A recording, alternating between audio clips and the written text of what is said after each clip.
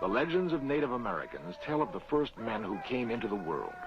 They were brothers to wolves, or sired by the very stars. Men, it was said, were animals, and animals were men. And that is how the Indians saw their own beginnings.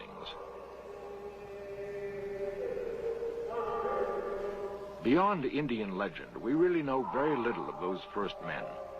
Time and again, we find marks of their passing.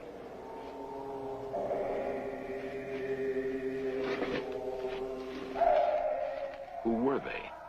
Where did they come from? What drove them to probe the wilderness and build outposts? Too many traces have been left by early wanderers. They cannot be ignored or easily explained away. In scattered enclaves, a fragment of what had been built may survive. It will become a small piece of our past, an item of evidence that leads researchers to the discovery of what truly occurred.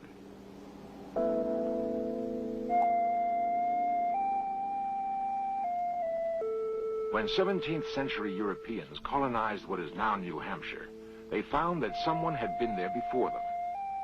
At the time, no one thought much about the stone ruin near New Salem. They called the curious stone structure Mystery Hill and let it go at that.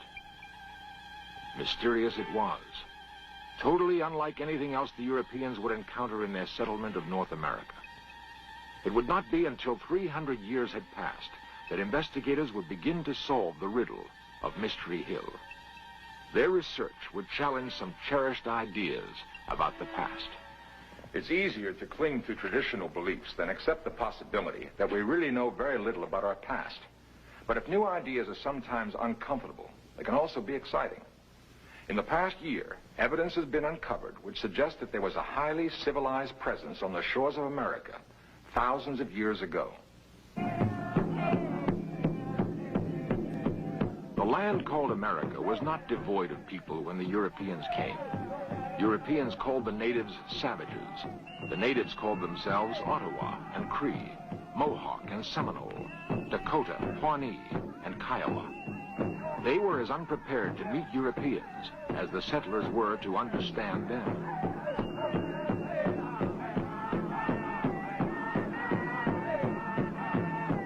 Whatever their common origin might have been, the Old and New World peoples had little in common.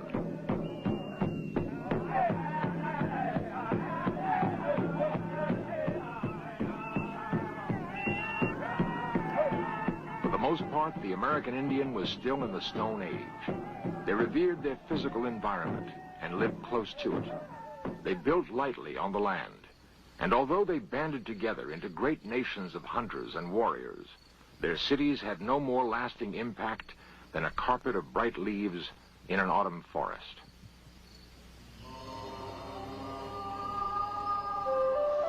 Mystery Hill is not in the manner of buffalo hide teepees. It was built to last. Indians of this region did not build in stone. They lacked even the tools to do so. Mystery Hill would have been destroyed years ago if it were not for the efforts of Bostonian Robert Stone. Stone bought up the ruin so that it could be preserved for scientific study and the enjoyment of tourists. Yeah, they would put the ashes in there, in other words. That's what we assume, yeah. Was this standing when you came here? Yes. Professor Hans Holzer has come to learn what Stone knows of the site. A noted author and student of antiquity, Holzer will attempt to answer the questions: who passed this way, and why?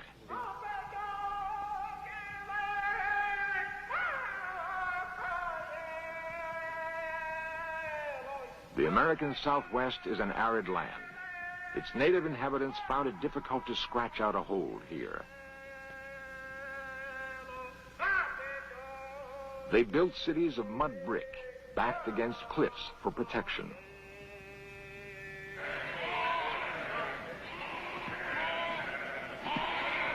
Life hasn't changed much for the inheritors of this land.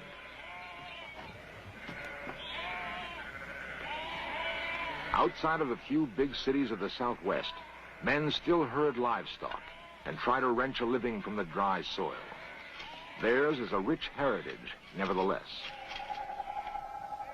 We know the Pueblo Indians by their etchings in stone.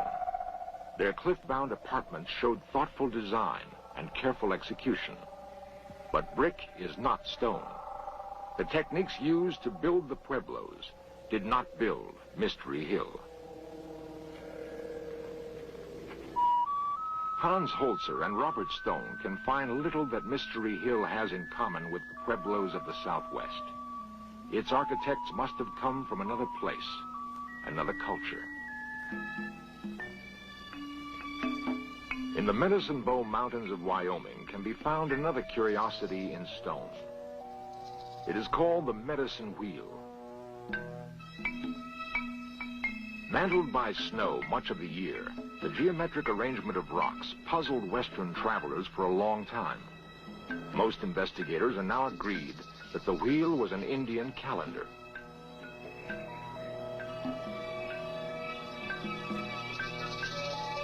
By the placement of stones, its makers could calculate the time remaining before the summer thaw. The very lack of a settlement area breaks the tie to Mystery Hill.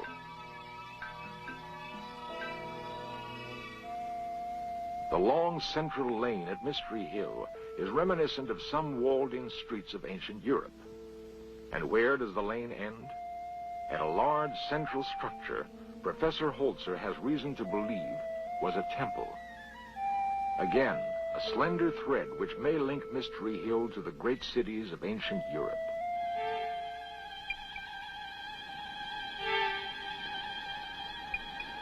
Might the strange visitors to Mystery Hill have crossed an ocean?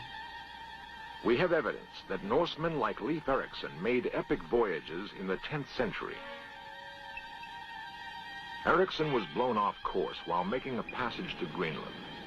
The landfall he reported making is thought to have been Newfoundland. He likely touched the New World, but all evidence is that he had neither the charter nor the will to begin a colony.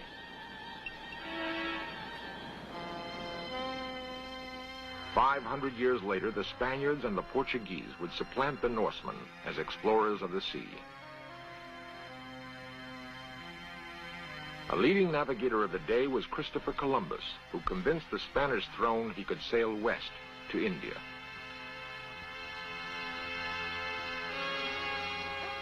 These voyages were overtures to the coming of European colonization of the Americas in the 17th century. It is certain, however, that there were ships capable of making ocean crossings long before the time of Columbus or Leif Erikson.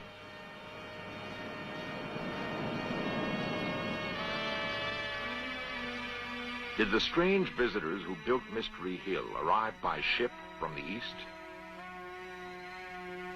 And is this curious design on stone the random sign of a newcomer?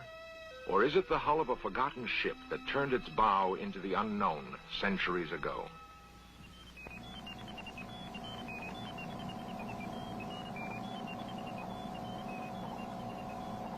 At a laboratory in Cambridge, Massachusetts, scientists burn a bit of charcoal found at Mystery Hill.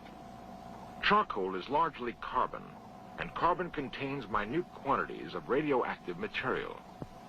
This material decays at a constant rate. Knowing that, scientists can fix the age of the sample. They determined that it is at least 3,000 years old. The charcoal was found wedged between slabs of rock at Mystery Hill. The fire that produced it was lighted 1,000 years before the birth of Christ. And the open question remains, but by whom?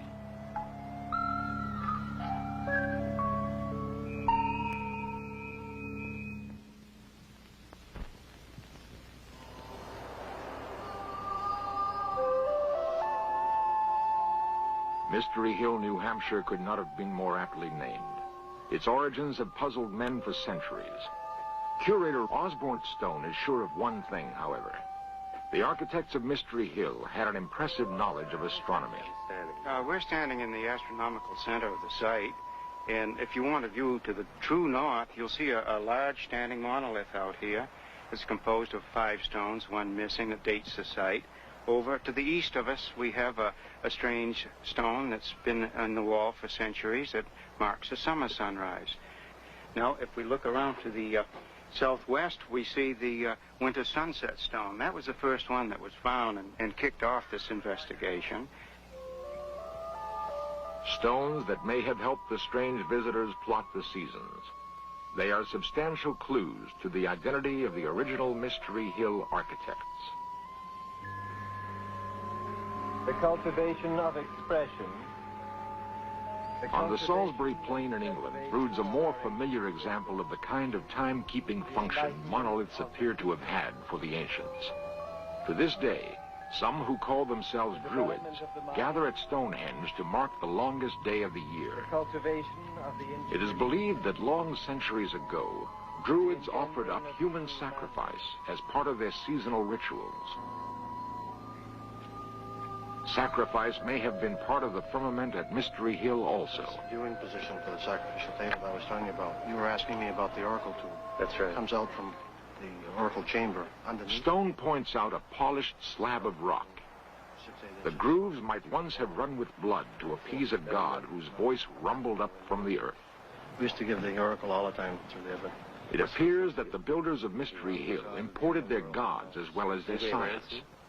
Some had theorized that Mystery Hill was the work of New Hampshire colonialists. Here we come to the entrance of the oracle chamber. I think we have pictures that date back. What Stone calls the sacrificial table and the recently excavated oracle chamber are unlikely relics of English colonialism. The chamber was discovered in the darkened recesses of Mystery Hill.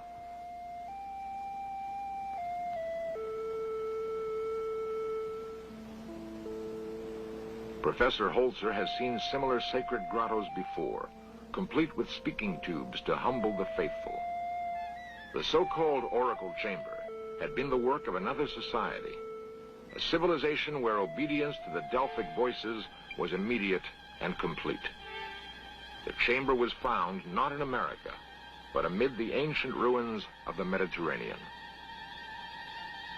Holzer will need more than these similarities if he is to advance his theory about Mystery Hill's strange visitors.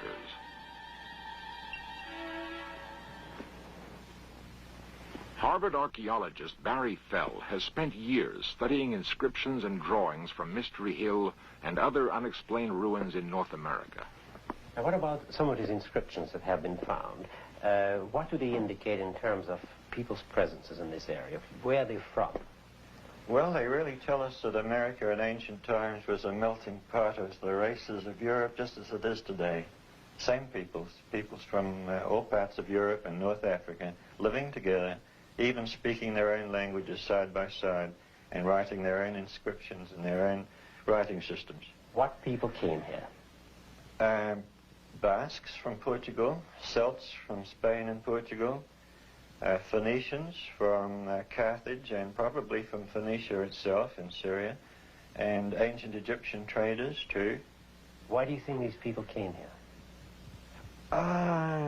Probably initially by accident. Fishermen, you know, the Portuguese people are wonderful deep-sea fishermen, and inevitably a fisherman is going to be blown away from land in a storm. A fisherman knows how to look after himself when he's blown out to sea, and in modern times very long voyages are being performed that way. So initially accidentally, later deliberately. Portugal's dorymen still ply the Atlantic in the kind of small but sturdy craft they've apparently used for centuries.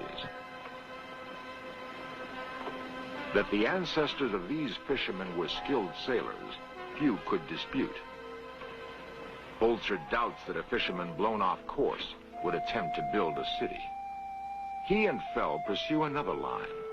In other words, there's no doubt in your mind that ancient people from the Mediterranean area came and settled in New England, among other places. No doubt at all. They probably settled all that part of North America that could be reached by ship. That is to say, the whole Mississippi Valley and the branches of the Mississippi. The Mediterranean. At one time, Knossos was her capital, a jewel-like city on the island of Crete. All that's left now are the weather-worn ruins of graceful temples, courtyards, and apartments.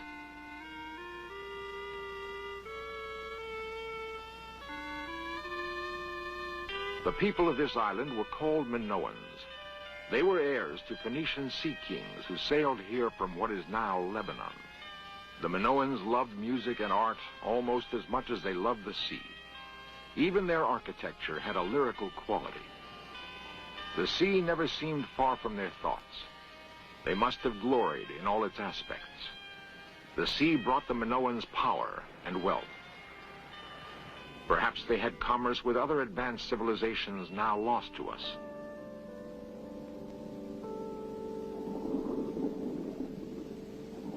History records that there were catastrophic earthquakes in the Mediterranean basin around 1600 BC. Knossos was by then Queen City of the Mediterranean. She may have been a haven for the refugees of doomed civilizations.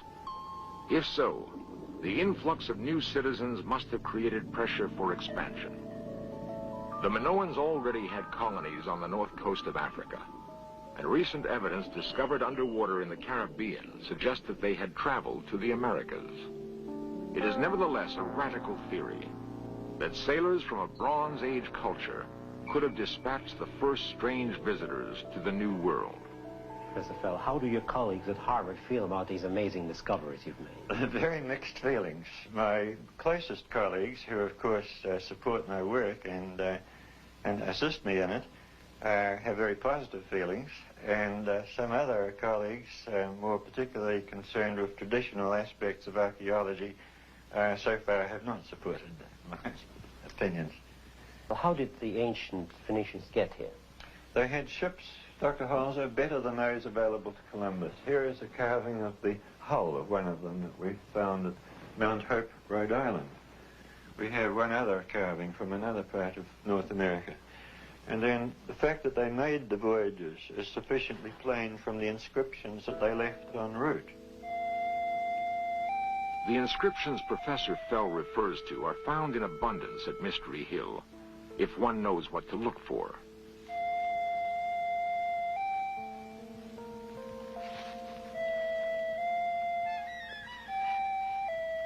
Osborne Stone, who assists his cousin Robert in preserving the site, points one out to Dr. Holzer. It has come to be called the G Stone.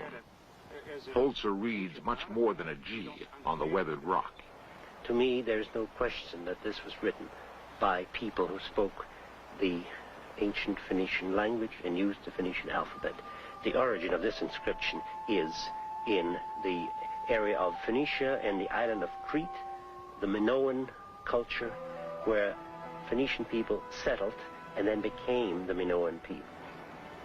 Professor Holzer has found his answer to the puzzle of Mystery Hill. From a small island in the Mediterranean to a hilltop in New Hampshire, it must have been an incredible journey. Everything feels right and seems to fit. The style of masonry is the same. The walled lanes are common to Knossos. One could almost imagine being on Crete if it weren't for the Yankee accents and pine trees.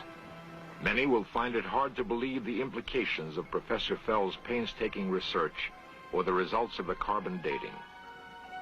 But the late summer of 1976 saw two distinguished researchers joining the ranks of those who support the Minoan theory. And there were indications of more hard evidence to come. Skeptics abound in every culture. The Minoans may have found it difficult to believe there was much of a future here in America. It must have seemed so primitive. Perhaps that's why they vanished.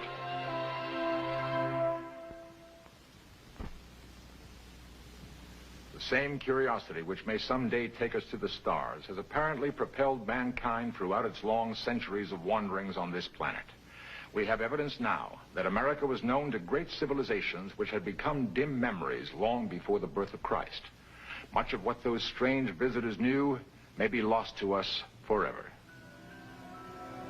The coast of America we thought of as pristine until the 15th century may have in fact been a thriving outpost of ancient commerce and exploration. We can only guess. The record of Mystery Hill was ignored for hundreds of years. It tells us that the Phoenicians may not have been the first strange visitors to America, but that they were apparently the first to build a link between the old and new worlds. The link would be broken for reasons we cannot fathom yet. Centuries later, the old world would rediscover the new. This time, the link would hold.